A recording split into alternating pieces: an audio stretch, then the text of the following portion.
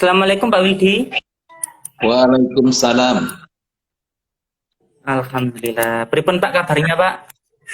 Alhamdulillah baik. Pripun Mas Andi, jenengan sehat? Alhamdulillah Pak, sehat. Alhamdulillah. Nggih.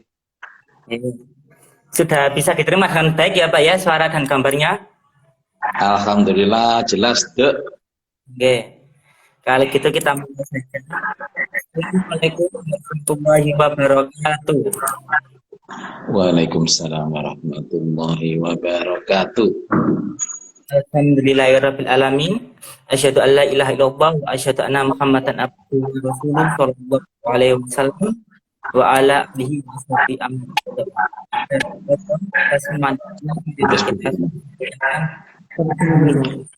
Alamin.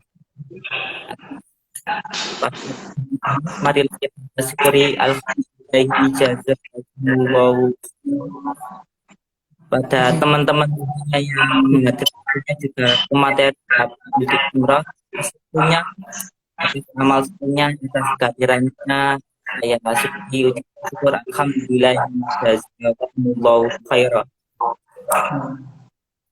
Amin. Mungkin untuk itu saja Pak, mungkin bisa memperkenalkan diri pada teman-teman yang bergabung pada malam hari ini. Monggo. Oke. Assalamualaikum warahmatullahi wabarakatuh. Waalaikumsalam warahmatullahi wabarakatuh. Alhamdulillahirabbil alamin. Alhamdulillahilladzi hadana li hadza wa ma kunna linahtadiya laula an hadanallah. Laqad ja'at rusulu rabbina bil haqq wa nudu an tilkumul jannatu uristumuha bima kuntum ta'malun. Asyhadu an la ilaha illallah wa asyhadu anna Muhammadar Rasulullah sallallahu alaihi wasallam wa ala alihi wa ashabihi amma ba'd. Alhamdulillahirabbil alamin. Saya panjatkan syukur kepada Allah atas semua limpahan nikmatnya yang diberikan kepada kita. Ada perantara agama mulai dari Nabi Muhammad sallallahu alaihi wasallam, para ulama rasyidin, para pembawa dan perantara agama. Saya syukuri alhamdulillah jazakumullahu khairan. Dan kepada yang mengikuti sesi acara strong solihah, ya, acara strong solihah pada malam hari ini, semuanya saya syukuri alhamdulillah jazakumullahu khairan. Amin. Izinkan saya memperkenalkan diri. Nama saya Wid Istimror.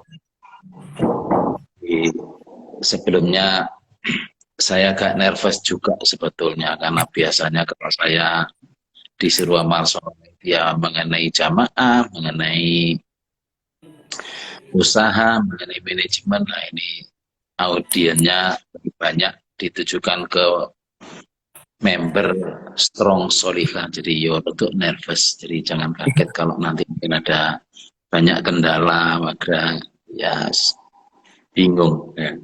Saya suruh nyiapin materi sing tak siapi opo yo bingung sebetulnya, tapi ya bismillah, insya Allah saya akan coba melakukan yang terbaik. Nama saya Wildi Istimror, saya lahir di Gresik, besar dan tumbuhnya di Surabaya. Dulu muda-mudinya saya di Nginden, Surabaya. Terus sempat sambung di Semampir, Surabaya. Semuanya ada di Surabaya Tengah kalau sekarang. Terus di dunia edukasi saya lulusan Teknik Mesin ITS Surabaya. Jadi saya itu ya sarjana teknik mesin ITS, insinyur. Profesional background saya setelah lulus dari ITS, saya 1 tahun bekerja di PT Philips, bekerja di PT Semen Indonesia selama 1 tahun. Kemudian melanjutkan berkarir di PT Philips Indonesia selama 16 tahun. Terus saya memutuskan untuk pensiun di tahun 2009, pensiun dari PT Philips Indonesia. terus memutuskan pensiun karena saya memutuskan untuk menggeluti dunia usaha saya sendiri. Jadi kalau sekarang ya saya sebagai pebisnis ada 6.400 lebih karyawan, omset setahun lumayanlah ratusan miliar. Adapun sekarang domisilinya saya domisili di Gading Mangu, Perak, Jombang. Insya Allah itu yang bisa saya sampaikan sebagai pengenalan. Nah, ini kalau boleh saya cerita juga, Pak, ada salah satu produk itu ada coklat hitam dekratan ya. Kalau biasanya kita minum sambil hujan-hujan menunggu hujan reda gitu bisa dibuat santai. Jadi gini teman-teman, ini bulan ini ada promosi cukup dengan 80.000. Nanti teman-teman dapat 3 dekraton dark choco ukuran 180. Tidak hanya itu, ada bonus 1 dari 5 green tea klasik. Harga normalnya 198.000 teman-teman. Tapi di sini kalian bisa dapat 80.000. Cukup di bulan November ini aja, nanti bisa hubungi ke Instagram Jab Official. Siap. Ke pertanyaan yang pertama, kalau Pak Widi menjelaskan gitu, bisa ke Semen Indonesia 1 tahun, kemudian bekerja di Filipina. Sebenarnya motivasi terbesar Pak Widi itu saat resign dari perusahaan, kemudian menjalankan bisnisnya sendiri itu apa? Motivasinya? J. Motivasinya, oke. Saya itu pengikut orang yang kalau kerja itu all out. Dan saya tidak suka menjadi seseorang yang mediocre. Jadi ibaratkan berkarir itu ya saya pengen jadi direktur, ibaratkan pebisnis, saya juga pengen masuk bisnis yang ukuran lumayan lah begitu. Nah, saya di Philips itu mungkin terlalu cepat, usia 29 tahun itu saya sudah menduduki posisi level direktur. Usia 34 tahun saya sudah menjadi direktur nasional. Nah, menjadi direktur di perusahaan sekelas Philips itu ya bisa saja memang pantas kalau menjadi impian orang-orang yang berkarir itu ya pantas, perusahaannya besar. Seiring dengan tingginya posisi, dulu saya berpikir waktu masih belum jadi direktur, enak ya jadi direktur itu. Gajinya mesti besar, waktunya mesti santai karena tinggal nyuruh orang. Ya. Bayangan sebelum kita jadi direktur. Nah, sebelum jadi direktur saya pol-polan kerja keras karena saya ingin mewujudkan jadi direktur. Setelah jadi direktur Philips, ternyata saya juga nggak bisa santai karena seiring dengan tingginya jabatan, maka di situ teriring pula tingginya bertambah beratnya tanggung jawab saya sebagai seorang direksi perusahaan. Jadi kalau mikir cuman kenyamanan, nyaman sekali, bagaimana gak nyaman. Ibaratkan kalau zaman itu, tahun berapa itu? Tahun 2005. Kita sudah bisa tidur di hotel bintang 5. Kalau di Surabaya itu sekelas Shangri-La itu sudah boleh tidur di situ. Ya, artinya kalau Surabaya sekelas Shangri-La itu di mana-mana di kota, termasuk di luar negeri ya sekelas itu boleh tidur bintang 5. Jadi ukurannya kelas hotel bintang 5-nya, bukan tarifnya. Tarif berapapun selama itu bintang 5 boleh. Sehingga ya kalau ngomong nyaman, nyaman. Kalau ngomong naik pesawat, seringkali kita diizinkan naik bisnis class karena satu dan lain hal. Tapi saya merasa ada banyak yang hilang. Karena saya merasa waktu itu ya saya tetap orang jamaah.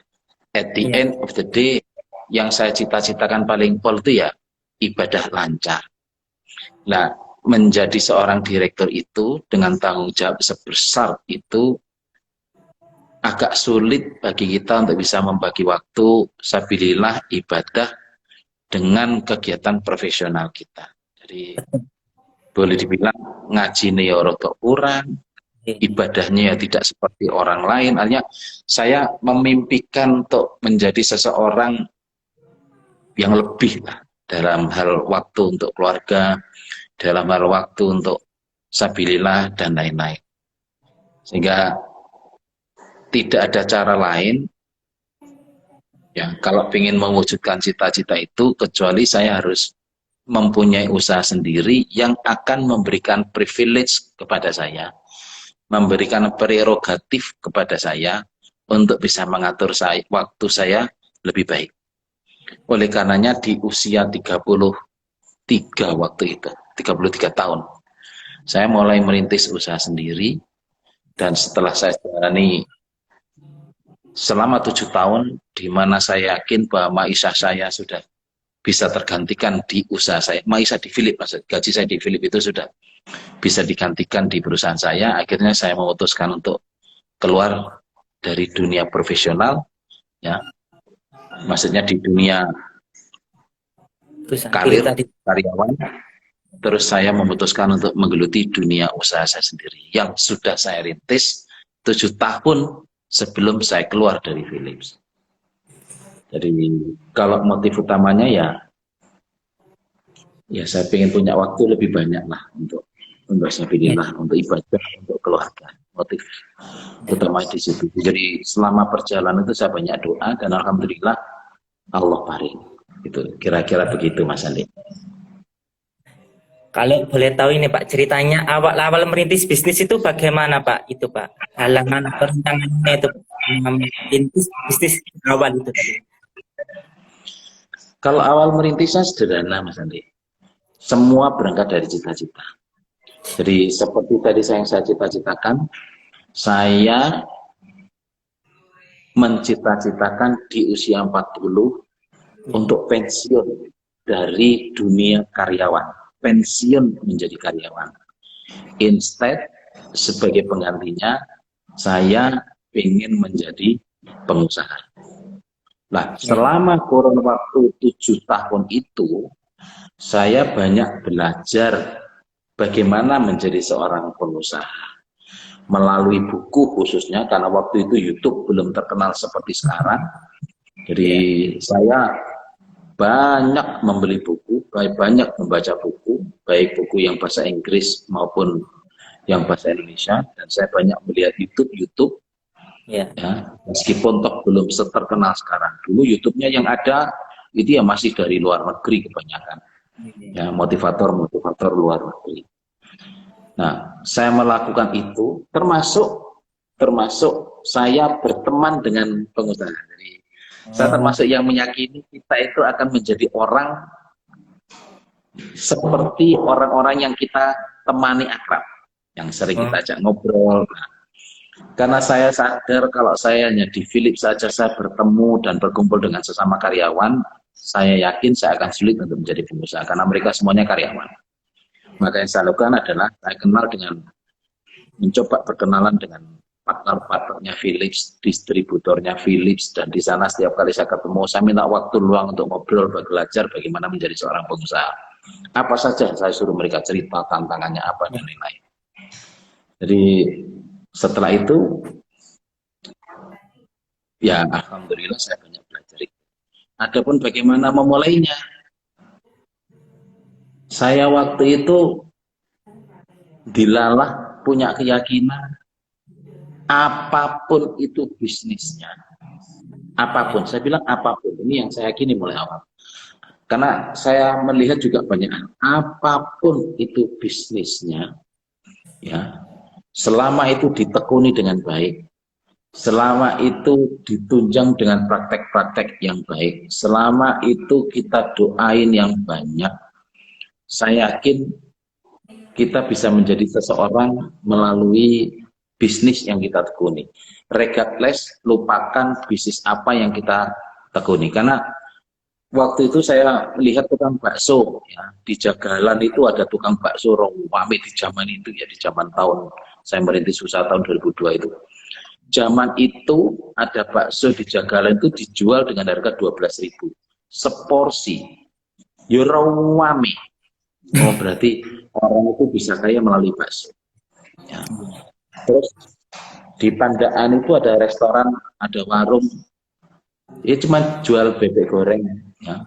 Pak siapa itu saya lupa. Ya. Itu kalau saya dengan istri dan anak-anak saya ke warung itu, saya yakin lebih dari 100 mobil yang ada di parkirnya. Cuman jualan ayam. Saya punya kesimpulan, oh berarti jualan ayam pun kalau ditekuni, ya, dan memang jatah rezeki kita banyak, ya bisa jadi orang kaya, boleh saya bilang gitu. Dan ini saya amati semuanya, oh itu begitu, oh itu begitu. Berarti waktu itu saya cuma berdoa, ya Allah mudah-mudahan saya ingin menjadi usaha ini panjangan paringi usaha yang barokah. Cuman begitu tanpa saya meminta usaha apa. Sampai akhirnya ada orang datang ke saya untuk menawarkan usaha itu, ya, untuk menawarkan usaha itu, dia bilang Bapak Wildi tetap di Philips, usaha ini biar saya yang jalanin. Nah, alhamdulillah dari situ jalan, gitu saja Mas Andi. Jadi memulainya ya sederhana itu karena saya yakin titik tertentu, ya saya nggak mau sibuk, Ya. berkarir terus. Ya. Berangkat jam 7, pulang jam 7 malam. Berangkat jam 7, pulang jam 7 malam. Ini mau kita jalani sampai usia berapa? Apalagi kalau kita kerja di perusahaan multinasional begitu, nggak mungkin bisa santai. Mungkin kalau kerja di perusahaan pribadi, perusahaan swasta yang private itu, mungkin masih bisa lah atur-atur waktu. Cuman menjadi karyawan di perusahaan multinasional akan sulit sekali untuk bisa mengatur waktu sendiri. Waktu kita akan terus diatur oleh aktivitas bisnis perusahaan yang tempat di mana kita bekerja. Jadi motivasinya begitu. Jadi saya ingin betul-betul mengatur hidup saya sendiri, ya, ingin punya kegiatan sendiri, ya, dan ingin hidup lebih dibandingkan hanya seorang karyawan. Kira-kira begitu Mas Andi. Begini Pak, kan sebuah bisnis itu tentu dalam perjalanannya kan ada naik, kadang ada turun begitu ya Pak ya. Terus bagaimana panjenengan ini bisa konsisten dengan bisnis yang ada geluti tadi, panjenengan geluti tadi, bisa apa tadi tekun terhadap bisnis. Biasanya kan orang kalau satu jalan 1 tahun belum lancar gitu, ini mungkin perlu bisnis yang lain. Nah, ini bagaimana rahasia panjenengan bisa menekuni hingga bisa sukses tadi Pak? Bisnis itu kalau mau besar harus ada cobaannya, harus ada tantangannya. Jadi nggak ada bisnis yang bisa besar yang di situ tidak ada tantangan, nggak mungkin. Bisnis kalau di situ lancar saja, biasanya nggak berkembang atau cuma segitu-segitu saja. Tapi kalau bisnis itu pengen terus agresif naik, terus di situ muncul tantangan. Jadi saya punya prinsip ya seperti orang bayi. Kalau mau sehat, mau belajar, mau berangkang itu ya ada jatuh-jatuhnya. Mau belajar berdiri ya ada jatuh-jatuhnya. Mau belajar jalan ya ada jatuh-jatuhnya. Mau belajar lari ya ada jatuh-jatuhnya. Mau sekolah kelas 1 ya kadang dimarahi guru, kadang dikasih PR nggak bisa ngerjain. Jadi saya melihatnya yang namanya up and down bisnis itu sesuatu yang sangat normal, sehingga saya di dalam menjalaninya ya namanya kepikiran, cuman di dalam menjalaninya kita punya keyakinan, saya punya keyakinan bahwa kalau diurusi terus akan hilang sendiri, akan selesai sendiri. Nah pada saat kita problem itu selesai, ingat perusahaan itu akan naik, entah naik dari kekuatannya, entah naik dari beliefsnya, entah naik dari omsetnya, entah naik dari kemampuan perusahaan itu, entah naik dari kompetensi perusahaan itu.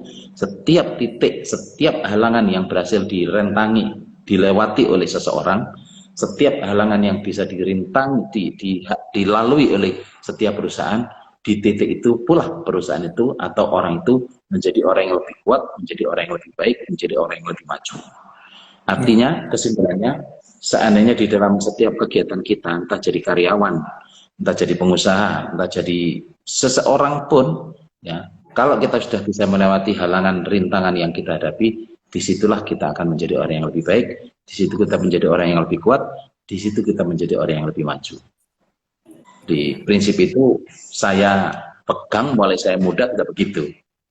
Jadi, karena sebelumnya di Philips pun sama, tantangannya juga banyak untuk bisa mewujudkan di level tertentu itu, untuk bisa tumbuh di karir itu juga tantangannya banyak. Nah, up and down di dalam perjalanan karir baik dunia profesional kita, ya, private kita, itulah yang membuat kita menjadi lebih maju. Jadi seandainya ada problem yang kita hadapi, jalani saja, cari cara penyelesaiannya, nanti akan ketemu sendiri penyelesaiannya, nanti akan selesai sendiri, dan pada saat kita bisa melewatinya, kita menjadi orang yang lebih baik, kita menjadi orang yang lebih kuat. Ya. Ngerti Mas Andi? Kemudian Pak, yang ditakutkan oleh calon-calon pengusaha muda biasanya itu modal berusaha gitu Pak. Dulu Pak jenengan menghadapi permasalahan modal ini bagaimana Pak? Ya sama saja, setiap tidak ada cerita orang pebisnis terus gak butuh modal, nggak ada. Sekelas apapun, ya, contoh, seandainya bagi Bakri, sekelas Bakri Brothers, pengen mendirikan usaha baru, pabrik baru, bisnis baru, ya tetap aja menggunakan uang bank, lupakan syariah atau mandiri, apa konven, kita nggak ngurus kesananya. Tapi tidak ada pebisnis, bahkan pebisnis sekelas Bakri, sekelas siapapun yang mendirikan usaha baru terus tidak menggunakan uang bank, kayaknya hampir nggak ada. Yang ambil dompet terus dikeluarkan, nggak ada. Artinya bahwa setiap pebisnis, setiap orang itu pasti ada masalah dengan modalnya. Cuman ya, bagi saya sederhana. Ya. Kalau kita terpaku, jadi kita melihat diri sendiri. Kalau kita terpaku dengan standar orang, nggak ada selesainya. Ya. Prinsip saya sederhana, kalau saya mampunya cuma punya modal 2 juta, maka kita nyari bisnis yang modalnya 2 juta. Jangan nyari bisnis yang butuh modalnya 5 juta, nggak selesai. Pada saat kita punya uang 5 juta, maka kita nyari usaha yang modalnya cukup 5 juta saja. Seandainya 5 juta, kita pengen 10 juta, ya sudah 5 juta ditabung, dalam perjalanannya kita tetap nabung dulu, setelah kita punya 10 juta dan modal bisnis kita butuh 10 juta, ya bisnis jalankan. Makanya ya di makalah Cai kemarin itu saya sudah cukup terangkan, seandainya kita butuh modal, maka kita harus nabung dari berapapun income yang kita terima, berapapun penghasilan yang kita terima. Ini kalau ngomong soal modal, membaca makalah Cai yang ada di tahun ini, insya Allah cukup mudah dimengerti, cukup gamblang saya terangkan di sana. Iya Pak. Kecerdasan finansial gitu ya Pak. Di meningkatkan karakter musid-musid dan kecerdasan finansial. Ya betul. Kemudian ini Pak, mungkin panjenengan dulu itu bagaimana? Biasanya kan orang dari direktur, kemudian desain, ini kan biasanya orang-orang terdekat, juga keluarga itu mungkin ada yang menyayangkan. Ini pripun panjenengan dulu ceritanya saat punya keinginan untuk resign dari Philips sebagai direktur itu bagaimana dari keluarga terdekat begitu Pak? Ya mesti ada pro dan kontra. Ya. Ya, pro dan kontra ada. Ya, pasti merasakan ada sedikit gejolak pasti ya Mas ya.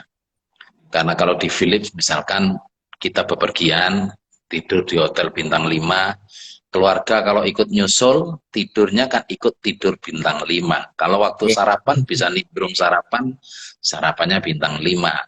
Nah, pada saat kita sudah menggunakan uang sendiri dari usaha kita sendiri, tentu saja kita tidak menggunakan hotel bintang 5 karena sayang, uang itu bisa kita manfaatkan untuk sesuatu yang lebih barokah, harus dikeluarkan hanya untuk bintang 5. Jadi bintang 5 itu yang menjadi pilihan, kadang-kadang ya kita lakukan, ya tapi tidak harus bintang 5. Pasti ada gejolak. Tapi ya saya terangkan terus bahwa apa yang dilakukan ini ya untuk kebaikan saya sebagai orang yang mencari bertanggung jawab, mencukupi kebutuhan di rumah tangga, bahwa apapun itu, kebutuhan sekolah, kebutuhan rumah tangga, kebutuhan fasilitas anggota rumah itu ya selama kita masih bisa mencukupi, ya seharusnya tidak terlalu banyak masalah. Ya, makanya saya keluar itu ya dari sisi gaji, waktu itu gaji di Philips sudah bisa digantikan melalui gaji kantor sendiri. Ya, kalau gajinya nggak ada masalah, artinya sudah bisa tergantikan. Kalau fasilitas, seperti kalau terbang harus pakai business class, nah itu pasti berkurang karena dulu kita pakai bisnis kelas, sekarang ekonomi. Dulu pakai hotel bintang 5, sekarang pakai hotel bintang 3, bintang 4. Tapi ya tidak ada masalah. Artinya saya sendiri tidak melihat itu sebagai sesuatu yang signifikan. Oh, saya dulu bintang 5 kok sekarang bintang 3, saya tidak mau. Enggak, bagi saya tidur ya tidur, selama saya bisa tidur nyenyak, that's it. Ya, kalau bisa di rumah sabilillah ya di rumah tamu sabilillah. Kalau pesawat ya tidak harus bisnis kelas, kelas ekonomi juga oke. Ya meskipun kadang-kadang saya naik bisnis kelasnya, apa itu yang ATR itu kan ada bisnis kelas ya. Kadang-kadang kalau ingin merasakan bisnis kelas ya naik bisnis kelas ATR ya. Bukan yang Garuda karena mahal. Sesekali naik Garuda kalau memang terpaksa dan tidak ada yang lain. Jadi ya diterangkan terus tidak terlalu banyak perbedaan dari pola hidup yang sebelumnya ke pola hidup setelah pensiun dari perusahaan multinasional, insya Allah tidak ada masalah, Mas. Ya. Seberapa penting itu Pak, dukungan orang-orang terdekat untuk mendukung apa yang sedang kita usahakan?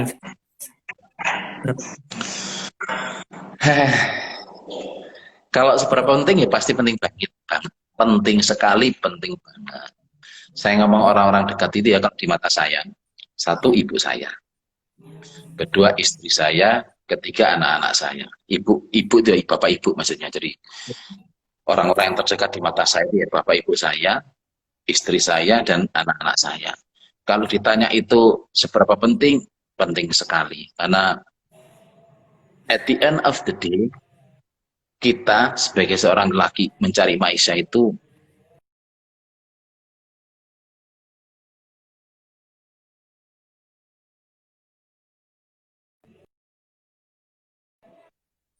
kebutuhan mereka sebatas yang kita bisa mampu lakukan. Nah, kalau kita bisa memberikan lebih besar, lebih baik. Karena setiap suapan yang kita berikan kepada istri, setiap suapan yang kita berikan kepada anak, setiap suapan yang kita berikan kepada orang tua, misalkan kita mampu memberi sesuatu kepada orang tua, itu adalah sedekahnya seorang suami kepada mereka yang dihitung oleh Allah sebagai sebuah pahala sedekah. Semakin banyak, semakin besar yang kita berikan kepada orang tua, istri, anak, itu semakin besar pula pahala sedekah kita. Jadi karena di situ ada unsur pahala, semakin besar sedekah kita kepada istri dan anak dihitung sebagai sedekah, ya saya ingin sedekah lebih besar ya dengan memberikan lebih kepada istri, anak, dan orang tua. Yang namanya memberi kepada istri anak itu ya tidak hanya uang, ya bisa fasilitas, rumah, mobil. Artinya kalau satu suapan itu kita berikan pada istri anak itu sedekah kita, berarti setiap kali anak itu tidur dari rumah yang kita berikan, ya yang kita beli, yang kita siapkan buat mereka, itu ya sedekah. Setiap kali anak kita mandi, ya di tempat yang kita siapkan, itu ya sedekah kita kepada mereka. Jadi karena semua dihitung sedekah, bagi saya semakin banyak semakin baik. Nah itu yang memotivasi. Jadi seberapa tentang beri mereka sangat penting. Berikutnya Mas Andi ya yang bisa saya ceritakan. Karena kita menyadari bahwa at the end of the day apa yang kita usahakan sebagai seorang profesional itu adalah kita ingin memberikan sesuatu yang lebih kepada keluarga kita untuk mencukupi kehidupan mereka, untuk kelancaran ibadah mereka, untuk memberikan kebahagiaan kepada mereka. Ya, maka otomatis dukungan mereka pada saya itu menjadi penting.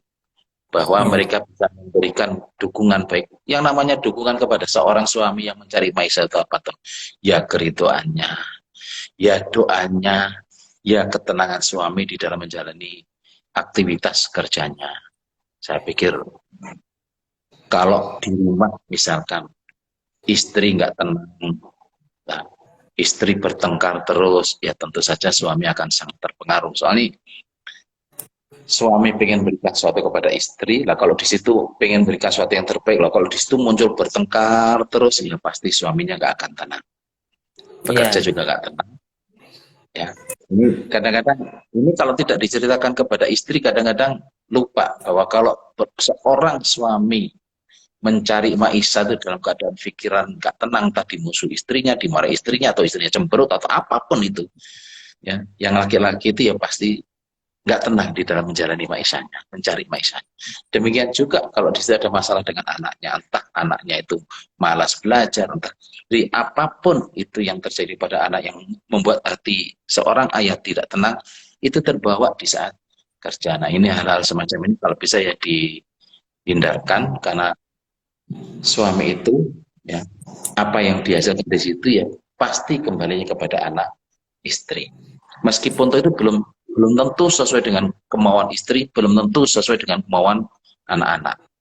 Ya. Ya. Belum tentu sesuai kemauan dengan istri. Ya. Pola hidup seseorang itu berbeda. Mungkin istri senangannya emas, suaminya senangannya usaha, ditabung untuk usaha. Istrinya senang mobil, ini contoh saja ya, bukan menceritakan kehidupan saya. Istrinya senang mobil baru, mobil mewah, suaminya mungkin lebih senang nabung tanah. Jadi ini kalau istri tidak bisa mengerti, suami juga tidak bisa mengerti istrinya, nah ini bahaya ini. Nah, padahal tujuannya ya baik, hanya tidak mencocoki ya, antara suami dan istri, itu pasti terbawa dalam kehidupan berkarir suaminya. Demikian juga kalau anaknya senangannya gonta-ganti mobil misalkan, sudah servis, setelah servis modifikasi mobil, dimodif ini, beli ini, gonta-ganti motor dan lain-lain, atau boros dengan pulsa dan lain-lain, atau apapun itu, ya pasti seorang suami, seorang bapak tidak akan tenang juga di dalam menjalani karir profesionalnya, karena ya mendapatkan tekanan, mendapatkan mengurusi pekerjaan, seorang suami mengurusi pekerjaan di kantornya sendiri, di tempat usahanya, di tempat itu juga sudah pusing ya, dimarahi atasannya, ada masalah dengan bawahan, harus mengejar target, ada problem di lapangan, itu sendiri ya, itu sudah satu beban tersendiri bagi seorang suami. Artinya kalau beban suami yang ingin membahagiakan istri dan anaknya itu sudah besar di kantor atau di maisanya, dan harus ditambah beban karena istrinya yang nggak cocok, karena anaknya yang bermasalah atau nggak cocok dengan keinginan bapaknya, oh ya pasti berat Mas Andi, pasti berat bagi seseorang untuk menjalani kehidupannya. Dan bisa-bisa saja orang itu terhambat karirnya kan emang pikirannya udah penuh dengan masalah di rumah, gak sempat mikir perkara di kantor itu, gak mikir bagaimana pekerjaan lebih efektif, bagaimana bisa memenuhi target perusahaan, gak sempat mikir yang di rumah terus. Jadi kalau saya ditanya seberapa penting, sangat penting. Saya yakin orang-orang yang berhasil itu, mereka yang mendapatkan support yang baik dari istri dan mendapatkan support yang baik dari anak-anaknya. Karena seorang suami capek kerja, begitu pulang ke rumah melihat anaknya senyum, assalamualaikum papa, semua capek itu hilang, semua capek itu hilang. Ini yang kadang-kadang tidak dirasakan anak, tapi it happening. Jadi capek ngurus pekerjaan, tapi kalau coba bayangin, sudah di kantor capek ngurus pekerjaannya, pusing ngurus, sampai di rumah anaknya rewel, bertengkar dan lain-lain. Ya enggak, di kantor pusing, di rumah juga pusing, double pusing, nggak akan efektif kerjanya menurut saya. Tidak ada pembalas. Coba bayangin kalau di kantor dia pusing, di rumah dia bisa bercanda sama anak, semua penat pada saat dia kerja hilang. Di kantor pusing, capek, sampai di rumah ketemu dengan istri yang senyum, assalamualaikum papa, pengen makan apa malam ini, mau dibuatin kopi teh, udah begitu aja udah seneng, udah seneng. Nah, artinya support seorang istri, support seorang anak itu sangat penting buat seorang laki-laki untuk bisa sukses berkarir, sehingga bisa membahagiakan kembali kepada mereka. Dan yang namanya support itu tidak perlu ikut campur urusan kantornya, tidak perlu. Jadi tidak memberikan beban moral lebih kepada seorang ayah, kepada seorang suami, ya, di luar urusan kantor itu sudah cukup. Karena kalau tidak memberikan beban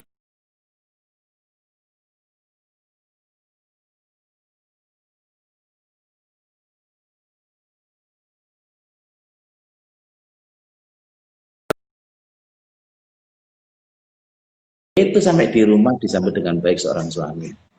Ya. Orang kok sampai tadi datang jam berapa? Keluar kemana? Makan siang di mana? Makan siang sama siapa? Wah pusing, kita udah di kantor udah pusing, di rumah ditanya, diinterogasi kayak interogasi polisi. Pasti orang itu nggak akan menurut saya nggak akan baik di dalam karir, nggak akan baik.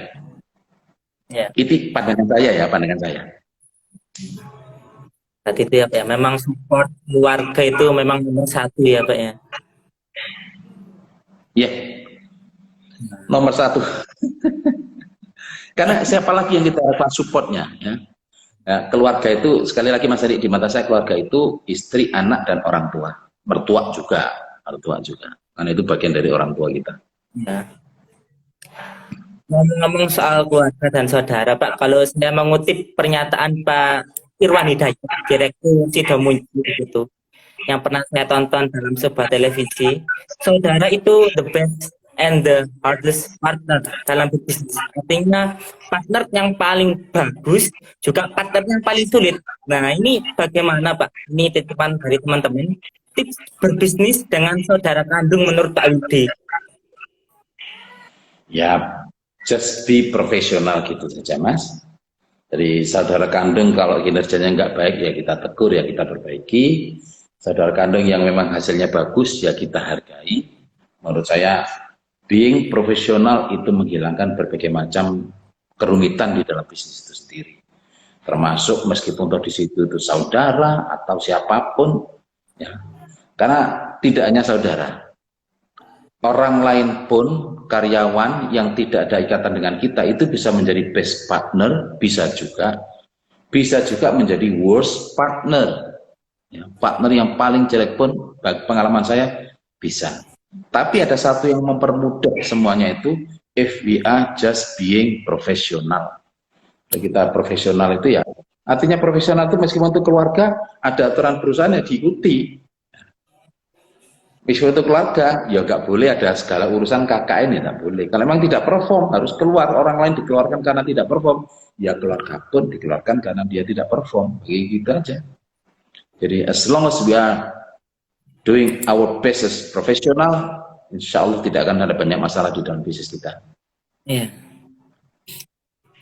Jadi profesional juga, tidak mengedepankan keluarga di dalam berbisnis dengan saudara-saudara. Berbisnis itu kalau kita mau menolong keluarga, kan tidak harus membuat mereka menjadi karyawan. Nah, iya, betul Pak. Tidak harus. Jadi kalau mempekerjakan mereka itu karena niat menolong, perlu diketahui menolong keluarga itu tidak harus dengan membuat mereka menjadi karyawan. Jadi kalau mereka itu pengen bekerja karena butuh duit, ya udah kasih duit kan bisa. Kalau memang niatnya kerja, daripada kita membahayakan perusahaan kita. Jadi bukan hanya saudara, ya, bahkan orang lain pun tetap bisa menjadi best partner, orang lain pun tetap bisa menjadi worst partner. Saudara pun sama. Kalau saudara kita itu bisa diajak berpikir profesional, maju dan mengikuti arahan-arahan kita, visi kita, ya mereka bisa menjadi best partner. Tapi kalau saudara malah aturan nggak ditegakkan, target nggak diperhatikan, ya meskipun saudara tetap aja potensinya akan menjadi worst partner kita. Jadi, tapi kalau profesional, insya Allah aman. Kalau kita mau membantu keluarga, ya tidak harus dengan memberikan pekerjaan mereka atau dengan menjadikan karyawan kita. Ya kita kasih uang atau kita beri modal untuk usaha kan bisa. Ya, seperti itu ya Pak. Lanjut kita bacakan pertanyaan dari teman-teman. Ini ada pertanyaan masuk dari Anistea _E. Assalamualaikum Pak Wildi. Izin bertanya, untuk dapat rezeki yang banyak, berarti kita juga perlu menyiapkan diri kita untuk amanah yang besar pula. Mungkin Bapak bisa memberi kedua cara mempersiapkan kita untuk menyiapkan kita saat kita mendapatkan amanah yang besar itu bagaimana Pak? Mas Andi, agak terputus, amal soleh diulangi, pelan-pelan saja. Ini bertanya, saat untuk dapat rezeki yang banyak, berarti kita perlu menyiapkan diri kita untuk amanah yang besar pula. Bagaimana cara itu menyiapkan diri kita untuk menghadapi amanat yang besar itu, Pak? Ya, amanat ini bisa posisi kita yang lebih besar, bisa kan? Posisi lebih tinggi. Kalau dulu supervisor menjadi manajer, setelah manajer menjadi GM, setelah GM menjadi direktur, atau kalau di hotel kebalik biasanya, setelah manajer menjadi direktur, setelah direktur menjadi general manager. Ini toh yang dimaksud amanat yang besar. Untuk mempersiapkan diri, apa ya? Saya sih ya goes by the flows gitu. Mengalir gitu. Prakteknya kalau kita berkarir itu nggak ada, oh saya pengen itu, saya harus begini-begini. Saya yakin tidak ada orang yang melis apa saja yang mereka harus siapkan. Ya. Tapi sekali lagi, kalau kita itu profesional, saya katakan profesional itu ya, Ya. melakukan pekerjaan yang terbaik, membuat target perusahaan tercapai, membuat target kita tercapai, membuat keinginan atasan kita tercapai. Ya. Terus dengan anak buah kita baik sama mereka, dengan partner kita juga berhubungan baik sama mereka. Selama kita bisa menjadi seorang profesional seperti yang saya definisikan itu, ya insya Allah diberi amanah apapun, diberi beban apapun, kita siap. Ya, artinya seperti yang ditanyakan sebetulnya, apa yang kita siapkan? The problem memang tidak di luar sana. The problem ada di diri kita sendiri, apa yang harus kita siapkan. Nah, apa yang kita siapkan itu adalah, ya selama kita punya komitmen yang baik terhadap pekerjaan kita, selama kita punya komitmen yang baik terhadap perusahaan kita, selama kita melakukan yang terbaik untuk perusahaan kita, selama kita tetap bekerja sama yang baik dengan orang-orang di sekitar kita, ya insya Allah semua akan berjalan dengan baik sih. Makanya saya termasuk penggemar 6 tabiat luhur. Jadi kalau kita ngomong jujur, amanah, mujid musid, itu kan kita sendiri nih. Kita Ya. bisa menjadi orang yang jujur, bisa menjadi orang yang amanah. Itu kita ngomong diri sendiri. Tapi 6 tabiat luhur juga mengajarkan rukun, kompak, kerjasama yang baik. Yang namanya rukun, kompak, kerjasama yang baik, ya itu dengan siapapun yang ada di situ, dengan orang lain.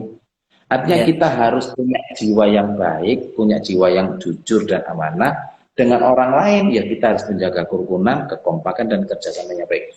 Ini bagi saya, kalau kita bisa menjalankan 6 tabiat luhur di dalam pekerjaan kita, ya insya Allah pasti selesai. Karena tadi saya katakan, saya termasuk orang yang sangat pro dengan 6 tabiat luhur, dan saya sangat meyakini siapapun itu jamaah yang bisa mempraktekkan 6 tabiat luhur, itulah mereka yang terpilih menjadi orang yang lebih mengalahkan orang-orang lain, melebihi orang-orang lain. Karena memang menurut saya itu yang diperlukan. Menurut saya itu yang diperlukan. Coba, kalau kita dulu saya pernah melakukan research ya, waktu saya di Philips dulu. Setiap perusahaan punya values, Unilever, Nestle, P&G, ya banyaklah perusahaan dari luar negeri. Ada 2 hal utama yang selalu menjadi values bagi perusahaan itu. Perusahaan besar nih saya ngomong, dan rata-rata semua perusahaan mempunyai 2 ini. Satu, integrity, kedua, teamwork. Kalau kita ngomong 2 ini ada di semua perusahaan besar, integrity, teamwork. Integrity itu tidak lebih, tidak bukan adalah jujur, amanah. Itu integrity. Kalau diterjemahkan dalam tabiat luhur kita, integrity itu jujur, amanah, itulah integrity. Yang kedua, teamwork, ya rukun, kompak, kerjasama yang baik, itulah teamwork. Nah, kalau semua perusahaan bisa mempunyai 2 ini sebagai faktor values mereka untuk tumbuhnya dan bertahannya perusahaan besar itu, ya otomatis siapapun yang bisa mempraktekkan 6 tabiat luhur, ya mereka seperti perusahaan-perusahaan besar itu, mereka akan tetap besar dan akan menjadi besar. Kita pun sama yang bisa mempraktekkan 6 tabiat luhur, kita pun akan tetap besar dan akan tetap menjadi orang lebih besar. Gitu saja, Mas. Nah, jadi yang perlu diandakan yaitu meningkatkan 6 tabiat luhur kita, begitu ya Pak ya. Oke, Laras, insya Allah begitu. Selanjutnya ini ada dari Aulia Nanda. Mohon izin bertanya, bagaimana perjuangan Bapak dari tingkat terendah hingga sampai saat ini, Pak? Perjuangan. Ya, Perjuangan apa yang dimaksud ini, Mas Andi? dari tingkat terendah Bapak dulu membangun bisnis hingga sampai saat ini tuh Oh, ya sederhana sih. Jadi satu, menurut saya, contoh nih ya, Ya, seseorang yang bercita-cita untuk, misalkan saya ngomong omset bisnis, ya, seseorang yang bercita-cita untuk mendapatkan omset bisnis 1 miliar, ya, dengan seseorang yang bercita-cita mendapatkan omset bisnis 10 miliar, menurut saya kalau ngomong effort, usaha yang diperlukan, keringat yang diperlukan, otak yang diperlukan, sama saja sebetulnya. Ya, Sama saja sebetulnya. Artinya basicnya adalah sama-sama bercerita, sama-sama bercita-cita, sama-sama menginginkan sesuatu. Ya kita inginkan yang besar sekalian, sesuai yang kita kehendaki. Jadi kalau kita sekarang masih bermain di kelas ratusan ribu, ya bercita-citalah punya bisnis dengan omset miliaran. Kalau kita masih punya omset miliaran, kita bercita-cita punya bisnis omset puluhan miliar. Kalau kita sudah punya omset bisnis puluhan miliar, ya bercita-citalah ratusan miliar. Kalau yang sudah punya omset bisnis ratusan miliar, maka bercita-citalah punya omset bisnis triliun. Nah, seperti sekarang saya katakan, dulu saya punya cita-cita puluhan miliar. Kemudian cita-citanya berikutnya ratusan miliar. Kalau sekarang canangan saya bukan ratusan miliar. Saya ingin omset saya bisnis ini dalam kurun waktu tidak lebih dari 5 tahun sudah mencapai triliun. Jadi ya, artinya sama-sama membuang waktu, sama-sama membuang pikiran, sama-sama membuang energi. Ya, kita gunakan untuk sebuah tujuan yang besar. ya, Soalnya sama-sama tercapai 70%, misalkan 70% dari 1 juta, tentu saja beda dengan 70% dari 10 juta. Tetap lebih besar 70% dari 10 juta. Lah, sama-sama kita yakin bisa mencapai 70%, mending kita mencita-citakan yang 10 juta daripada yang 1 juta. Begitu saja. ya, Nah, adapun proses di dalamnya, ada ini, ada itu, ada masalah, itu sudah biasa. Nanti kalau diurusi, ya ketemu solusinya. Kalau sudah selesainya, ya ketemu nikmatnya. Apakah setelah nikmat ketemu nikmat terus? Enggak, ya ketemu masalah lagi. Jadi kalau ada masalah, bisnis 1 juta bermasalah, bisnis 1 miliar bermasalah, bisnis 1 triliun pun banyak masalah. Sama-sama menemui banyak masalah. Enak mana? 1 juta, 1 miliar, 1 triliun. Enak yang 1 triliun tentu saja kan. Jadi sama-sama bermasalah. Cuman bisnis 1 juta, yang masalahnya ya dalam usul dalam range 1 juta. Bisnis 1 miliar, masalahnya dalam range 1 miliar. Bisnis 1 triliun, range-nya juga 1 triliun. ya, Jadi sama-sama masalah. Jadi artinya siapapun yang ingin menjadi pengusaha, kalau di situ ada masalah, biasa. Ya dijalani saja, diselesaikan, nanti akan selesai sendiri. Kalau sudah selesai, ya nanti ketemu masalah lagi sih. Soalnya kita pengen ke sana. ya. Pak Wildi ini tidak terasa Pak udah mau selesai durasinya Pak. Oh begitu ya, Alhamdulillah berarti. Ya, panjenengan bisa memberikan closing statement untuk teman-teman semuanya ini, pripun Pak? Monggo. Ini pesertanya lebih banyak laki-laki apa perempuan? Ada laki-laki dan perempuan Pak. Saya lihat di kolom komentar banyak dari laki-laki juga perempuan. Banyak laki-laki juga, oke. Jadi teman-teman yang ini saya yakin relatif muda lah ya, relatif muda. Masih saya yakin banyak yang anak-anak muda. Kalau bercita-cita, ya sama-sama bercita-cita, jangan pernah takut untuk bercita-cita yang tinggi. Seperti saya, ya saya jadi karyawan, saya pengen jadi direktur. Nggak takut saya. Saya jadi pengusaha, saya bercita-cita menjadi pengusaha yang omset triliun. Sekarang, kalau dulu ya saya ngomong omset miliar, omset ratusan miliar. Nah, kalau sekarang saya ngomong omset aja. Jangan pernah takut untuk menjadi pengusaha tinggi. Satu itu, untuk bercita-cita yang tinggi. Kedua, di setiap apa yang kita inginkan, pasti di situ menemui masalah. Di setiap nikmat yang kita harapkan, maka di situ ada cobaan, ada masalah. Nah, karena ini sudah menjadi hukum, ya, karena ini sudah menjadi hukum, ya jangan takut, jangan kaget. Jadi kalau kita ingin menginginkan sebuah cita-cita yang besar, pasti ada cita-cita kecil, masalah kecil, cita-cita sedang, masalahnya level sedang, cita-cita besar, masalahnya juga besar. Lah sama-sama menghadapi masalah, sekalian saja bercita-cita yang besar, dan jangan takut untuk menghadapi masalah yang besar. Akan diurusi sendiri, nanti ketemu sendiri penyelesaiannya. Allah yang paling diurusi, didoain yang banyak, dimintain doa ke orang tua, nanti selesai sendiri. Dua itu yang paling penting. Khusus kalau di sini masih ada remaja putri, ada ibu-ibu yang ingin berkarir, ingat Ingat bahwa tugas memberi maisha itu adalah kewajiban laki-laki, bukan kewajiban seorang perempuan. Tugas laki-laki memberi maisha. Ya. Tugas perempuan adalah meramut suami dan dan anak-anaknya dan ahlul bait yang ada di dalamnya. Jadi sejatinya tugas seorang perempuan itu ya lebih banyak di rumah. Kalau di situ ada anak khususnya. Seandainya kita ingin berkarir, jangan lupa untuk minta ridho suami. Soalnya perempuan yang kalau keluar rumah ya, tidak izin suami itu, orang maisha mencari maisha berkarir kan keluar rumah tidak izin suami itu ya ada dalil yang mengatakan meskipun toh derajatnya nggak terlalu tinggi, tapi ada yang mengatakan seorang perempuan yang keluar dari rumahnya tanpa izin istri itu, tanpa izin suami itu, sholatnya tidak diterima. Sholat perempuan pun, doa perempuan pun ditolak oleh Allah kalau perempuan itu tidak mendoakan suaminya. Jadi yang namanya berkarir itu ya banyak. Saya beri contoh, ini khusus yang perempuan ya. Kita bisa mencari maisha itu dengan langsung berkarir. Bisa menjadi pengusaha, bisa menjadi karyawan. Tapi saya ceritai satu hal, satu kejadian yang itu juga learning point buat saya, pembelajaran buat saya. Ada satu orang laki-laki itu, jamaah, cerita ke saya. Runtun bagaimana dia merintis bisnisnya. Sampai sekarang bisnisnya itu, ya, sampai sekarang bisnisnya itu sudah sampai level omset sebulan mendekati 2 miliar. Kalau cerita di depan umum, dia mau saya kerja keras, saya begini, wis teori semua bisnisnya dikeluarin.